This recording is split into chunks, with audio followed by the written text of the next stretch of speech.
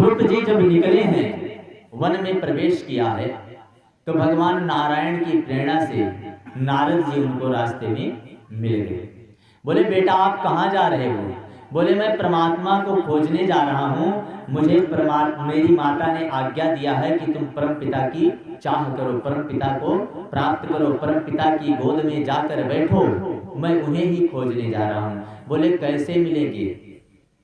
बोले आप मिल गए हो तो वो भी मिलेंगे, आप कोई युक्ति बताइए। नारद जी ने उनको मंत्र दीक्षा दी है, ध्रुव जी को मंत्र दीक्षा दी है। मंत्र क्या दिया है? 12 अक्षरी मंत्र। एक बार सभी लोग इस 12 अक्षरी मंत्र का जप करेंगे प्रेम के साथ।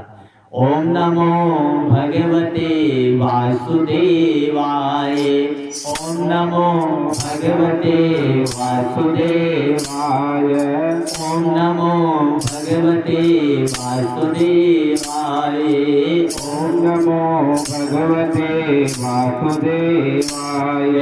वासुदेवाय प्रभु शांता सुखाय, वासुदेवाय प्रभु शांता सुखाय। ओम नमो भगवते वासुदेवाय, ओम नमो भगवते वासुदेवाय, ओम नमो भगवते वासुदेवाय, ओम नमो भगवते वासुदेवाय। बोल वासुदेव भगवान की जय, बोल वृंदावन बिहारी लाल की जय। आज नारद जी के आदेश पर ध्रुव जी मधुवन में निकल पड़े हैं। मधुवन में यमुना जी के किनारे पर गए हैं, स्नान किया है और दिव्य आसन लगाकर ओम नमो भगवते वासुदेवाय, ओम नमो भगवते वासुदेवाय, ओम नमो भगवते वासुदेवाय इस मंत्र का निरंतर जप करने लगे। इन्होंने भी बड़ी 5 वर्ष की अवस्था में बड़ी ही कठिन तपस्या की है। त्रिरात्रांते कपित्थे वज्रासनः। प्रथम महीने में जब ये बैठे हैं तो तीसरे दिन उठते थे, रोज नहीं उठते थे तपस्या से। जब बैठ गए तो 3 दिन बाद उठते थे। तीसरे दिन उठते और कैथ और बैर के फल को खा लेते। पहले महीने में जब तीसरे दिन उठते तो केवल कैथ और बैर के फल को खाते थे और खाकर फिर तपस्या में स्नान आदि करके बैठ जाते थे। फिर दूसरे महीने में जब दूसरा महीना लगा तो 6 दिन पर उठने लगे। एक बार बैठते तो 6 दिन उठते ही नहीं, 6 दिन पर उठने लगे और तीसरे महीने पर 9वें दिन उठने लगे। 3 दिन करके बढ़ा रहे हैं, एक बार 3 दिन, फिर 6 और फिर 9 हो गया। और जब अब की तीसरे महीने में उठे हैं तो केवल यमुना जी के जल का पान करते हैं, कैथ और बैर का भी त्याग कर दिया, केवल यमुना जी के जल का पान करने लगे। चतुर्मपि वये मासं द्वादशे हनि, वायु भक्षो जिता श्वासो ध्यायेन देव मधरत। और जब चौथे महीने में उठे हैं तब 12 दिन पर उठे। 12 दिन बाद ध्रुव जी उठे हैं चौथे मास में और केवल वायु का पान कर रह गए। उठे, कुछ देर तक रुके और उसके बाद स्नान ध्यान करके फिर बैठ गए। अब तो 5वें महीने में ध्रुव जी ने हद ही कर दिया। हद क्या कर दी? अब 5वें महीने में जब बैठे हैं तो उन्होंने अपने श्वासों को भी बंद कर दिया, सांस लेना ही बंद कर दिया, अपने श्वासों पर विजय प्राप्त कर ली, जिता श्वास को ही जीत लिया। और पैर के अंगूठे पर खड़े होकर भगवान श्री हरि का ध्यान करने लगे।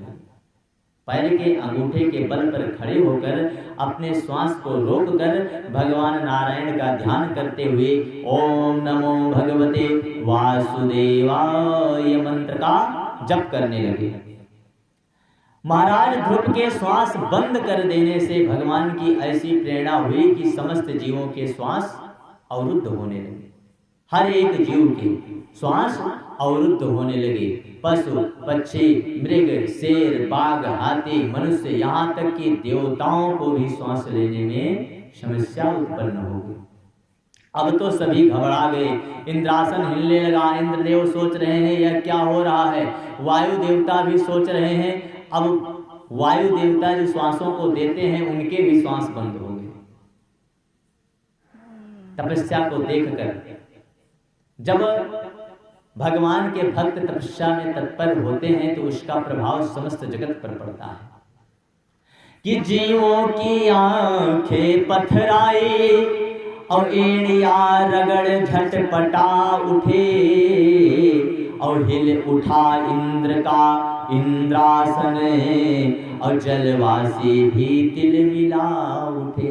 जो जल में रहते हैं वही जीव भी उनके श्वास अवरुद्ध हो गए कि 14 लोक 49 पवन भी वायु जो है इनके भी श्वास बंद हो गए हैं कि 14 लोक 49 पवन और 8 वसु पृथ्वी कांप उठी और शशि सूर्य हिरे त्रिलोकों में खलबली हलचली व्याप उठी। सारा चराचर जगत के श्वास जब अवरुद्ध होने लगे तो सभी घबराए। देवता भागकर ब्रह्मा जी के पास पहुंचे। अरे ब्रह्मा जी ये क्या हो रहा है। भगवान नारायण से कहिए उस बालक को दर्शन दे, उसके मनोकामना को पूर्ण करे, अन्यथा यह सृष्टि कर्म अस्त व्यस्त हो जाएगा। समस्त जीव अपने प्राणों को त्यागने लगे हैं, समस्त जीवों का प्राण छूट जाएगा। भगवान श्री हरि के पास गए और सारी बात बताई। तब भगवान श्री हरि ने चतुर्भुज रूप में ध्रुव जी को दर्शन दिया। अब भगवान आकर ध्रुव जी के सामने खड़े हैं और ध्रुव जी से कहते हैं बेटा आंखें खोलो। लेकिन ध्रुव जी ने अपने मन में हृदय पटल पर भगवान की एक सुंदर झांकी बनाकर रखी थी और उसी का दर्शन करते हुए ओम नमो भगवते का जाप कर रहे थे। भगवान सामने आकर खड़े हैं लेकिन वो उसी ध्यान में मग्न हैं। जैसे हम किसी मंदिर में जाएं और देव प्रतिमा को देखते हैं तो जाते तो हैं दर्शन करने, लेकिन देखने के बाद नेत्रों को बंद कर लेते हैं। बोले जब दर्शन करने के लिए गए हैं तो नेत्रों को क्यों बंद कर लेते हैं। बोले महाराज नेत्रों को इसलिए बंद करते हैं कि एक बार उस मूर्ति का दर्शन कर जब हम अपने नेत्रों को बंद करते हैं तो वही मूर्ति हमारे भीतर हृदय पटल पर आ जाती है। ऐसा लगता है हमारे सामने हो गया है। और दर्शन करने का मतलब भी यही होना चाहिए। जो हम लोग जाते हैं और मूर्तियों का स्पर्श करते हैं, मूर्ति का स्पर्श बिल्कुल ही नहीं करना चाहिए। क्यों? क्योंकि हम जीव आत्मा है और वो परमात्मा है। परमात्मा सदैव सर्वदा शुद्ध होता है और जीव आत्मा शुद्ध होते हुए भी अशुद्ध होता है। बोले हम परमात्मा के अंश हैं तो परमात्मा से कुछ तो हमारा मिलन है ही। यह जीव परमात्मा का अंश है। बोले नहीं, मिलन तो है, ठीक है, आप उस परमात्मा के अंश हैं, जीव आत्मा है, आप अशुद्ध होते हैं उस प्रकार। बोले किस प्रकार? बोले जैसे गंगा जल है, माँ गंगा की धारा है। गंगा नदी में हम स्नान करने गए, एक शुद्ध पात्र लिया और उस पात्र में थोड़ा सा गंगा जी का जल भर लिया। उसको लेकर हम अपने घर पर आए, पूजा करने के लिए उस पात्र के जल को हमने रखा। उसी समय अचानक कहीं से एक सूअर आ जाए और उस पात्र में अपने मुख को डाल दे, उस गंगा जल के पात्र में अपने मुख को डाल दे, तो क्या आप उस पात्र के जल से, गंगा जल होने के कारण से पूजा को करेंगे? सर्वथा कोई नहीं करेगा, उसे अशुद्ध मानकर त्याग कर देंगे। लेकिन वही सूअर मुंह नहीं, सारे शरीर को गंगा जी में प्रवेश कर देता है, उसी में लौटता है, स्नान करता है। लेकिन गंगा जी बोले उसी में से निकाल कर फिर पवित्र। तो गंगा जी ईश्वर से संबंधित है और वह जल हम जीव आत्मा से संबंधित है। तो ठीक वैसे परमात्मा गंगा नदी से संबंधित है और जीवात्मा उस गंगा के जल से संबंधित है।